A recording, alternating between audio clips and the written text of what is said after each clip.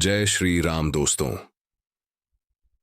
भगवान राम की कहानी, जिसे रामायण के नाम से जाना जाता है, हिंदू पौराणिक कथाओं में एक महत्वपूर्ण और पूजनीय महाकाव्य है। इसका श्रेय महर्षि वाल्मीकि को दिया जाता है और इसकी रचना संस्कृत में की गई है। रामायण राजकुमार राम, उनकी पत्नी सीता और उनके प्रिय साथी हनुमान के जीवन और रोमांच का वर्णन करती है। कहानी 7 पुस्तकों या कांडों में विभाजित है। यहां मैं रामायण का संक्षिप्त विवरण देता हूं। पहला, बालकांड, बचपन की पुस्तक।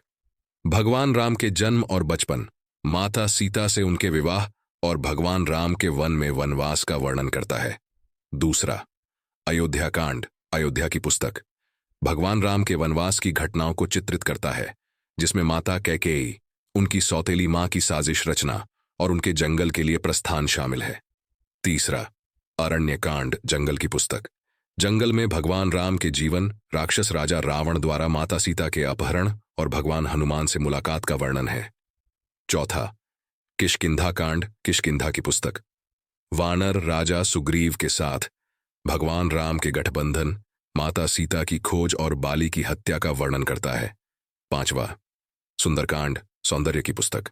भगवान हनुमान की लंका यात्रा, माता सीता से उनकी मुलाकात और अशोक वाटिका के विनाश पर केंद्रित है। छठा, युद्धकांड, युद्ध की पुस्तक। भगवान राम की सेना के निर्माण, रावण के खिलाफ लड़ाई और अंततः भगवान राम की जीत का वर्णन करता है। सातवां, उत्तरकांड, बाद की किताब। माता सीता के साथ भगवान राम के पुनर्मिलन, माता सीता द्वारा दी गई अग्नि परीक्षा और माता सीता के निर्वासन से संबंधित है।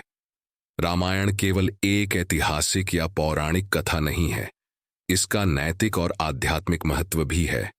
महाकाव्य के पात्रों को सदाचार और धार्मिकता का प्रतीक माना जाता है और भगवान राम की शिक्षाओं को अक्सर अनुकरणीय के रूप में उद्धृत किया जाता है।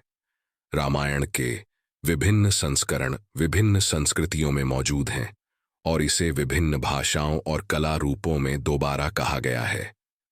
यह कहानी लोगों को प्रेरित करती रहती है और हिंदू संस्कृति और परंपरा का अभिन्न अंग है।